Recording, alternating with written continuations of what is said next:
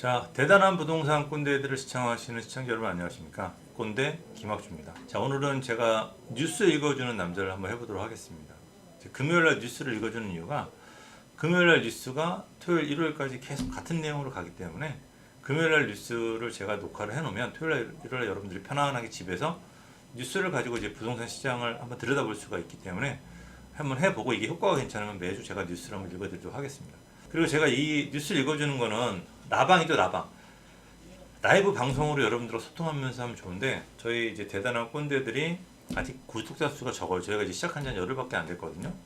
그래서 우리 시청자분들이 좀 더 주변에 좀 널리 알려주셔가지고 구독자가 좀 빨리 늘었으면 좋겠어요. 빨리 늘면 제가 정말 재미난 내용으로 여러분들 소통하면서 할 수가 있으니까. 자, 어떻게 된다? 주변에 널리 알려줘라. 그래서 한 분이 10분씩만 모셔오세요. 그러면 저희가 이제 바로 라이브 방송을 하도록 하겠습니다. 자, 이제 뉴스를 한번 들여다볼게요. 뉴스를. 자, 뉴스를 이제 보니까 새 임대차법이 이제 드디어 효과를 봤다. 아파트 전세가 변동률 최저라고 나왔습니다. 지금 전세가가 많이 뛰어서 많은 분들이 걱정을 많이 하고 계세요. 그래서 전세가 상승률이 좀 멈췄으니까 걱정하지 말라는 그런 의미로 내신 것 같아요. 자, 공시가 이슈 매매가도 진정세다. 그러니까 공시가가 뛰었기 때문에 보유세가 올라갔다. 그래서 이제 매매가가 진정세가 됐다. 이 얘기입니다. 그러면 재산세가 올라갔기 때문에 매매가가 진정세가 됐어요. 그럼 전세가는 어떻게 될까요? 자, 일단은 재산세가 올라가서 집을 보유하시는 분들이 돈을 많이 내야 돼요. 그러면 그 돈을 세입자한테 전가합니다. 이유는 물건이 없으니까. 세입자는 울며 겨자 먹기로 월세를 올려줄 수밖에 없어요. 그러면 여러 부담되는 분들이 전부 다 월세를 놓겠죠. 그럼 월세 매물이 많아져요. 그럼 전세 매물은 어떻게 될까요? 없어져요. 그러면 전세가는 뛰는 거죠. 그러니까 이 공시지가 이슈로 매매가가 진정됐으면 전세도 진정되는 게 아니고 전세가는 뛸 수밖에 없는 구조를 가지고 있어요. 그래서 우리 시청자분들 요 가을에 아마 전세가가 뛰고 이거는 몇 년 동안 전세가가 계속 뛸 겁니다. 그러니까 전세를 얻고자 하시는 분들은 한 4년 6년 거주할 만을 미리 얻어버리세요. 그렇게 전세를 얻으시고 이왕이면 성수기를 피해라. 비수기, 그러니까 가을 전에 얻으시는 게 좋을 것 같습니다. 자, 이 매매가 변동률인데 매매가 변동률 이게 왜 매매가가 여기 전세가에 올라와 있죠? 근데 이게 전세가 변동률이 아니고 매매가 변동률 맞습니다. 왜냐면 전국주 0.23이니까 전세가 이렇게 많이 오르진 않았을 거거든요. 그래서 이거는 전세가 변동률이 맞는데 매매가인데 이걸 보게 되면 재밌는 게 서울의 매매가 상승률보다 전국이나 수도권이 매매가 상승률이 거의 한 4배 정도가 높아요. 그죠? 이 4배 정도가 더 매매가 상승률이 높은 이유가 있어요. 왜냐면 서울은 그동안 많이 뛰었어요. 근데 그동안 수도권과 지방은 덜 뛰었기 때문에 덜 뛴 게 따라 뛴다라고 보시면 돼요. 왜냐면 최근에 한 1년 정도는 부동산이 가치가 상승해서 뛴 게 아니에요. 그냥 가격이 뛴 거죠. 왜? 화폐 가치가 하락하니까. 화폐 가치가 하락하니까 그냥 가격만 뛴 거예요. 이거는 처음에는 서울 위주로 뛰었지만은 전국적으로 평준화돼요. 그러니까 이게 지금부터 전국적으로 한 앞으로 1, 2년간은 평준화 될 거라고 예상을 하시면 될 것 같아요. 그럼 투자 전략을 어떻게 펼치냐? 굳이 서울, 강남 할 필요 없이 전국적으로 저평가된 지역, 수도권에서 덜 뛴 지역을 찾아서 투자를 하시는 게 좋을 것 같아요. 그러면 그런 지역이 어디냐면은 이 공시지가 우리가 상승한 거를 한번 보시면 그런 지역을 찾기도 쉬워요. 이게 이제 공시지가 상승률, 이게 어제 나온 기사죠. 그저께인가 나온 기사인데 이 상승률 지역을 찾아봤더니 경기도, 충북 이런 데는 많이 뛰었어요. 부산 이런 데, 울산.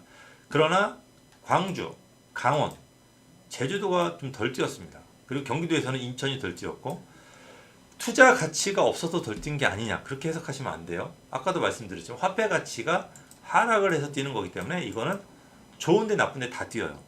그렇게 얘기하면은 앞으로 인천이 뛸 여지가 굉장히 커요. 그리고 강원도, 광주, 제주.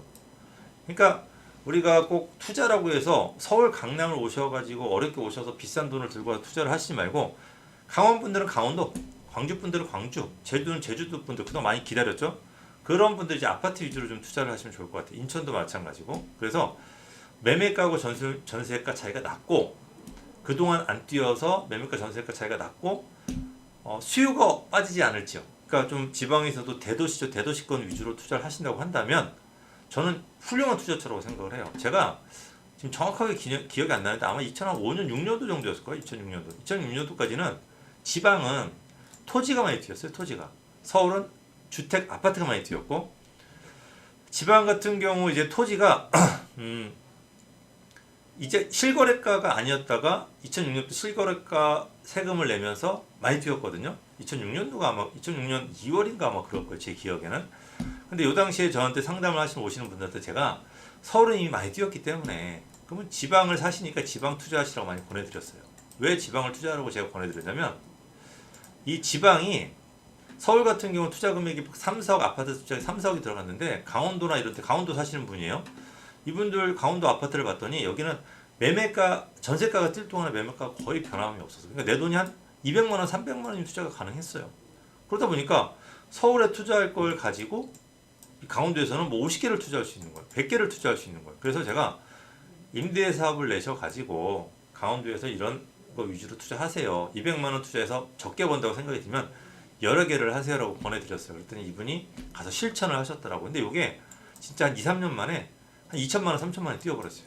왜? 그동안 안 뛴 게. 아까도 말씀드린 화폐 가치가 하락하면서 가격 상승이 된 거죠. 그러니까 별것도 아닌데 막 9배, 8배를 본 거죠. 순식간에. 근데 이게 200만 원 가지고 9개, 8개 보면 적다고 할 수 있지만 그게 수십 개가 되니까 생각보다 큰 돈을 번 거죠. 이게 지금도 마찬가지예요. 항상 이 흐름은 돌고 돕니다. 그러니까 만약에 요번에 이 동네 예를 들어 충북에 사시는 분들이 이번에 그 기회를 놓쳤어요. 그러면 8년 기다렸다가 그때 가서 똑같은 게 반복될 때 그때 투자하시면 됩니다. 어쨌든 이런 또 재미난 것들도 저희가 판단을 할 수가 있습니다. 이 기사를 보고. 그러니까 제가 이 기사를 보고 빨리빨리 해야 되는데 제가 이 부동산 쪽 강의 방송을 뭐 15년 정도 하다 보니까 뭐 그래프 하나만 봐도 막 시장이 막 틈새가 보여요. 그러니까 자꾸 제가 얘기를 하게 되는 거죠. 그래서 지방에 계신 분들이 대표님 여기 좋을 것 같은데 대표님 지금 얘기 듣고 제가 찾아보니까 우리 동네에 이런 게 있어요. 아 되게 좋을 것 같은데 확신이 안 들어요. 이런 분들은 저희 부동산 꼰대 전화하셔가지고 댓글을 달아주세요. 그럼 제가 전화를 드릴게요. 그래서 오셔가지고 저희하고 상담을 받으세요. 제가 뭐 상담을 해드려서 확신을 갖게끔 해드리고 그때 가서 하셔도 괜찮습니다. 자, 그래서 이 이제 전세가 이제 하락을 했다, 변동률이 하락을 했다, 상승률이 좀 꺾였다라고 하는데 이 전세가는 제가 몇 년 동안 뛴다고 좀 전에 말씀드렸어요. 그래서 이 전세는 몇 년 뛸 거를 예상을 하시고 좀 장기적으로 거주할 수 있는 데로 꼭 전세를 얻으시면 좋을 것 같아요. 진정 안 될 것 같아요. 지금 상황으로. 만약에 공공 재개발이 잘 되잖아요. 공공 주도 재개발이 잘 돼서 뭐 70군데 80군데가 진행이 된다면 그 이주 수요 때문에 뛸 거고 잘 안 돼도 공급 부족으로 뛸 거고. 그러니까 전세가는 지금 잡을 방법이 없어요. 그러니까 이제 좀 뛴다라는 전제하에 여러분들이 좀 움직이실 필요가 있을 것 같습니다. 자, LA 사태에 짙어진 광만세 다시 패닉바잉 우려가 될까? 뭐 이거는 사실입니다. 왜냐면 관망하던 수요층들이 정부에서 서울에 공급이 많아질 거니까 공공 주도로 공급이 많아질 거고 신도시 공급을 빨리 할 거니까 여러분들 집 사지 마세요라고 하는데 이 두 개 다 공공 주도 재개발 재건축 진행되기 진짜 힘들어요. 그리고 만약에 뭐 LA 사태가 없었다고 하더라도 그 다음에 신도시 개발로 집값을 잡는다고 하지만 이 신도시 지정하고 보상하고 아파트 짓고 분양하고를 이게 실제로 입주가 많아지려고 한다면 10년 이상이 걸려요. 왜냐면 이 신도시 같은 경우는 공공에서 전부 다 하는 게 아니고 민간에서 또 분양을 해서 하는 거기 때문에 실제로 살만한 지역이 되려고 하면 한 15년 정도, 12년 정도 걸린다고 보시면 돼요. 그러면 그동안 10년이라고 하는 틈새가 벌어져요. 그러니까 이 틈새가 벌어지니까 10년이라고 틈새가 벌어지기 때문에 이때는 패닉바잉이 계속 나올 거예요. 부동산.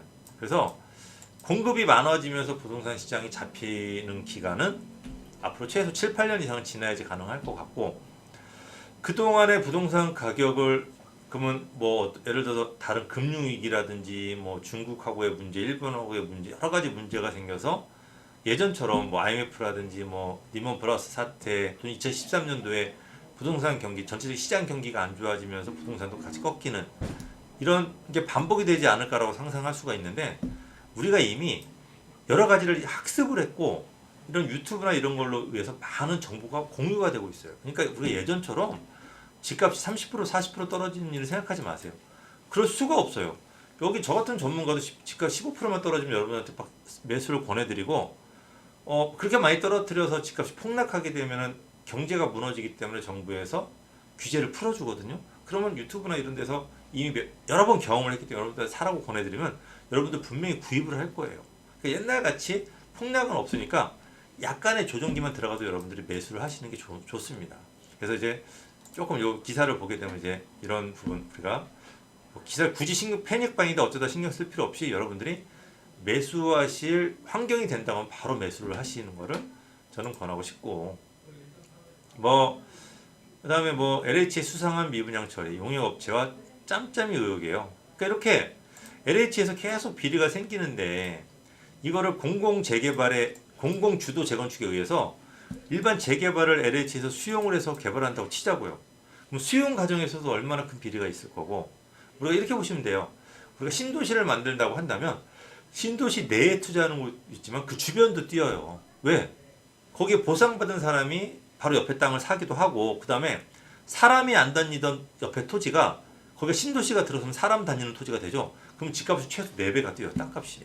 그러니까 저는 우리 LH 분들이 왜 바보같이, 제가 LH에 만약에 있다고 한다면 저는 그 정보를 접했다면 저는 그 보상받는데 안 사요.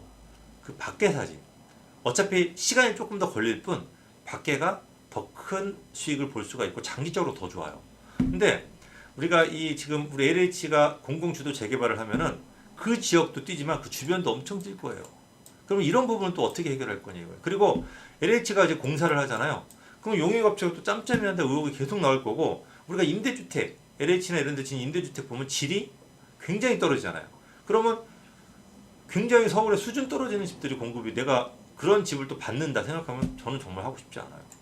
그래서 이런 LH 기사하고는 계속 여러 가지 기사가 나오지만 실제로 이게 나오건 안 나오건 실제 진행은 좀 어렵다고 생각하시면 될 것 같아요.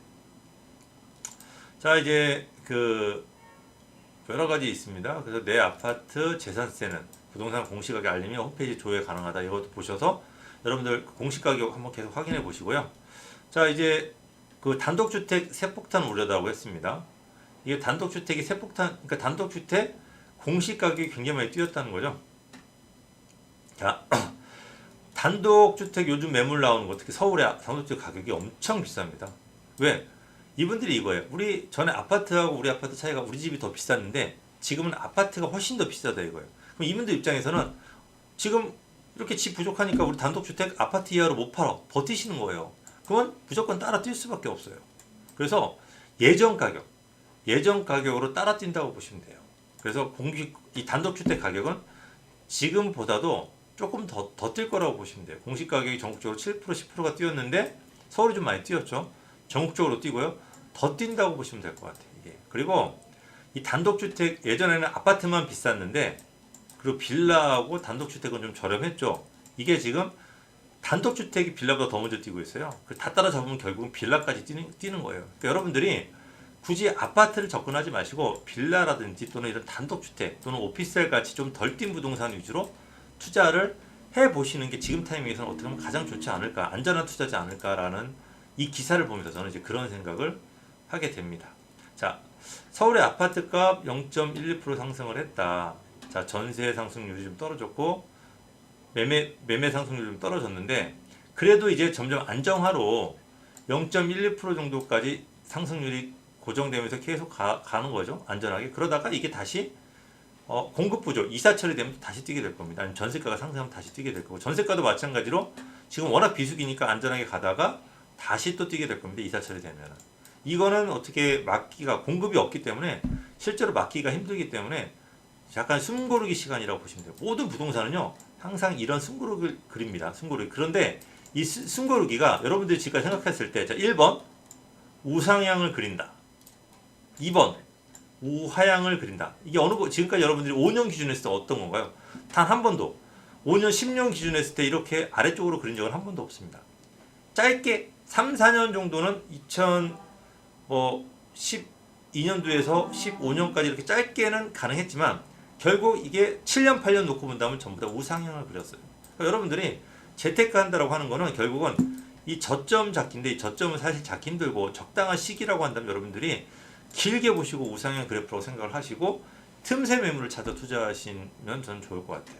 그래서 요 지금 오늘 기사를 제가 몇 개 살펴봤는데 특별한 건 없기 때문에 제 얘기를 좀 많이 했습니다. 제가 이제 알고 있는 내용을 많이 했고, 자 오늘 요 기사는 제가 여기까지 봤고, 제가 이거 지금 조금 더 길게 하고 싶은데 우리 시청자분들이 궁금한 내용을 제가 모르겠어요. 댓글 올려주시면 여러분들이 모르는 내용을 제가 추가로 설명을 해드리고, 뭐 지역이 궁금하다면 지역 지도를 펼쳐놓고 해드릴 수가 있는데 그걸 이제 못하니까 여러분들이 제가 라이브 방송을 할 수 있게끔 좀 주변한테 널리 알려가시고 좀 주변 분들이 같이 구독 신청을 해서 같이 볼 수 있게끔 해주시면 제가 이 라이브 방송 통해서 여러분들의 궁금증을 다 해결해 드릴 테니까, 자 주변에 구독 여러분들도 누르시고 당연히 널리 알려주시기 바랍니다. 자 여기까지 하도록 하겠습니다.